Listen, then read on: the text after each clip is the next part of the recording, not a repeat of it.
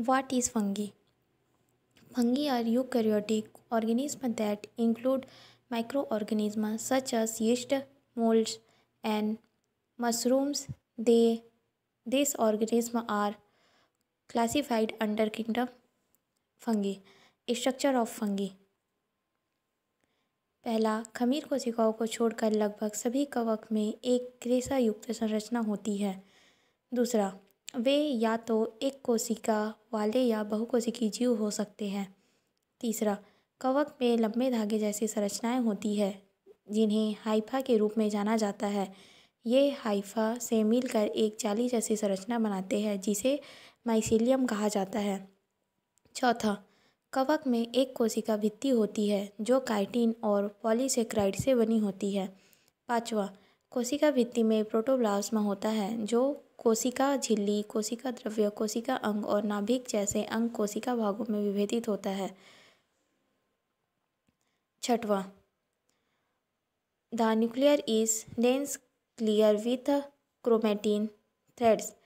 The nuclear is surrounded by nuclear membrane.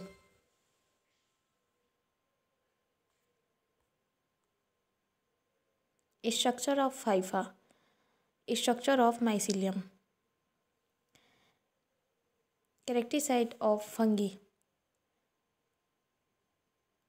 पहला, कवक eukaryotic, गैर संवहनीय, गैर प्रेरक और हेट्रोट्रॉफिक जीव है। दूसरा, वे एक कोशिकीय या फिलामेंटस हो सकते हैं। तीसरा, वे जीवाणुओं के माध्यम से प्रजनन करते हैं।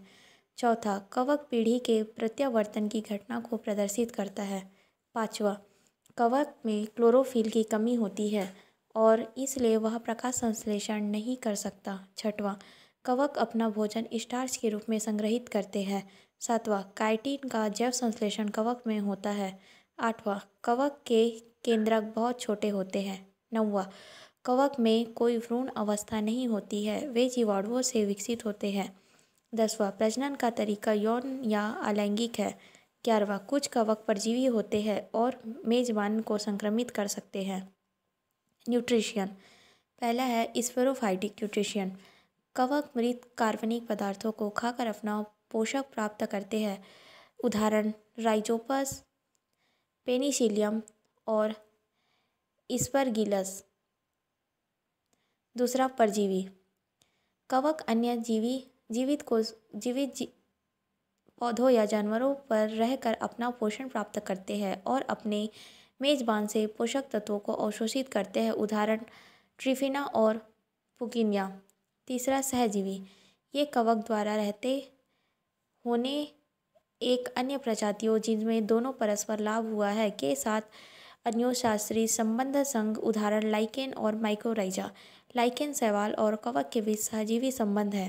यहाँ शैवाल और कवक दोनों परस्पर लाभान्वित होते हैं क्योंकि कवक शैवालों के लिए आश्रय प्रदान करते